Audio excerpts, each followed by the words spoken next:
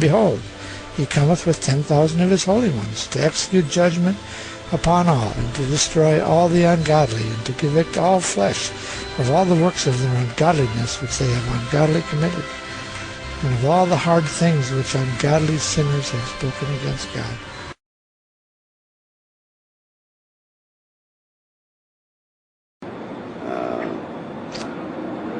There were some questions on the tunnels out there at the test site, and they questioned me whether I had been in tunnels, and I had been in tunnels. You know, as far as the nuclear aspect is concerned, they have built tunnels for testing of various devices in certain mountains out there, and also they've drilled and exploded bombs, 2,000, 3,000, 4,000 feet below the desert floor. But on a specific tunnel that I was in, you could fit 2 locomotives going in either direction, plus a center road with a tractor-trailer truck for hauling parts and stuff. I know that of only one tunnel that I've been in where we did some testing of a particular item, and this was about approximately 6 miles into the mountain, in a facility in that mountain that was specifically set aside for my group and my team.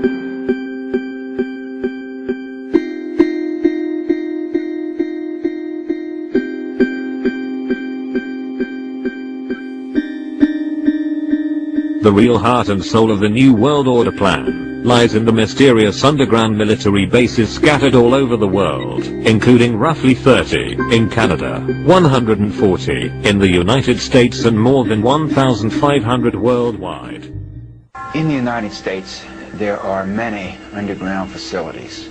Some of them are deeply buried and very high-tech, and I might add, other countries have them as well. The Federal Emergency Management Agency is perhaps the best known. They do devote a sizable amount of resources to operating their underground installations all around the country. Mount Weather is one of the largest ones, built back in the 1950s. It's under a mountain not far from Washington, D.C. It can accommodate a large number of people, hundreds of people, a couple thousand or more when it's in button-up status. It's really quite elaborate. 33rd degree Mason Foster Bailey once stated, "Masonry is the descent of, or is founded upon, a divinely imparted religion which long antedates the prime date of creation as given in our Bible. It is all that remains to us of the first world religion which flourished in an antiquity so old that it is impossible to affix a date." Is it public record, and therefore can you tell me how many people can be safely put into the underground bases that exist in the United States? No. Can you tell me why you can't tell me? No. But FEMA must know the figure of how many people it can store underground in the event of a nuclear attack. I don't know the answer to that question. There they are. Now, at first glance, they look like chambers for septic tanks. Then, at second glance, you realize there's no trespassing sign. That they have ends. Septic tank chambers do not have ends, and they are stacked pretty high. They're plastic. There are acres and acres of them. Here's one of FEMA's projects. 500,000 body casket liners on the railroad tracks. The second location of 2. This one here in Covington, Georgia, at my back doorstep. 1.5 million on the same track line. Right here follows all the way down to Madison and into Atlanta.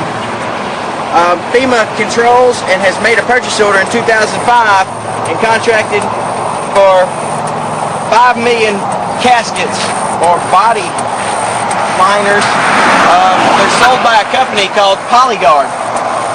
Vantage Corp actually, I believe, is holding the merchandise for the company Polyguard, who actually manufactures. It's a Hercules-style series, airtight, bio.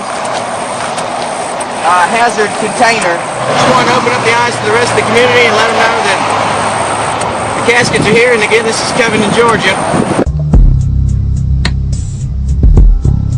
A anonymously placed in the same 13th Masonic colony, was put on March 22nd, 1980, the Georgia Guidestones.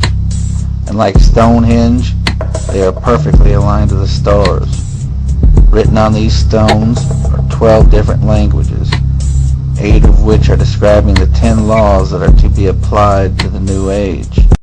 Maintain humanity under 500 million in perpetual balance with nature. Guide reproduction wisely, improving fitness and diversity. Unite humanity with a living new language. Noah's Ark, of sorts, for plant life, opens in the Arctic Circle today. The facility, dubbed the Doomsday Vault, will house samples of the world's most important seeds as an insurance policy for mankind.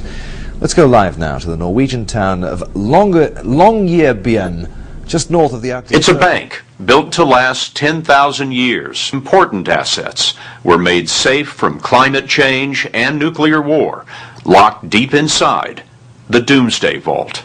They're not going to save the world. They're not going to bring peace and justice. They're going to destroy the world. That's what old people say. So it'll just end with gold full of ashes. The whole world, all living things will be destroyed. There'll be nothing left on this earth. Everything will burn up. Chapter 22. On both sides of the river was the tree of life, bearing 12 kinds of fruit, producing its fruit every month. This cycle of the Creator, Savior, Destroyer has always been used to maintain the herds, to maintain their status as gods. And if it is needed, it will be done again. It will be done over and over until it is time for them to make the journey to the next planet.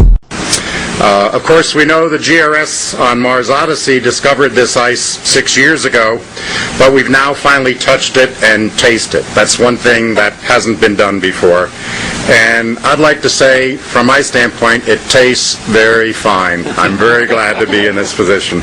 And with the discovery of water comes the possibility of life.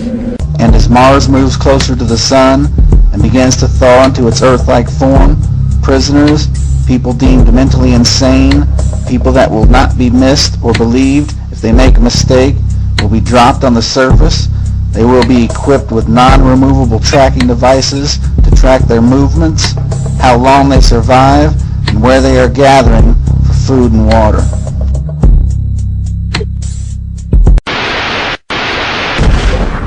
Zero and lift off.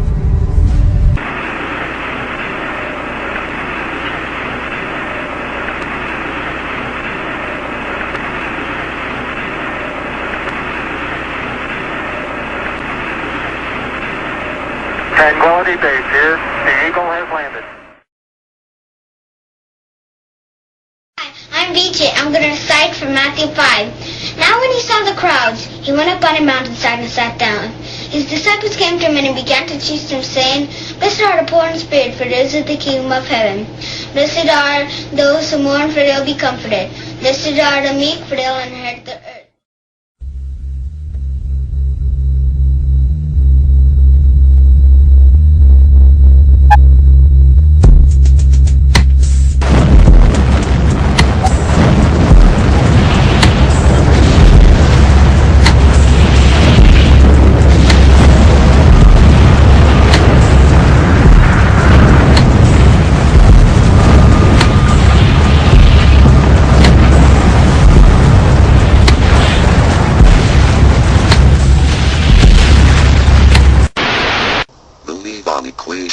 The simplest way to explain it would be that it is based on how many resources a newly occupied planet has, determined by mass, then divided by population growth over the course of the time that it would take for the next planet to be ready to be occupied. Venus is approximately the same size as Earth, so therefore, the amount of people that would be considered too many for the same people to maintain control would already be known.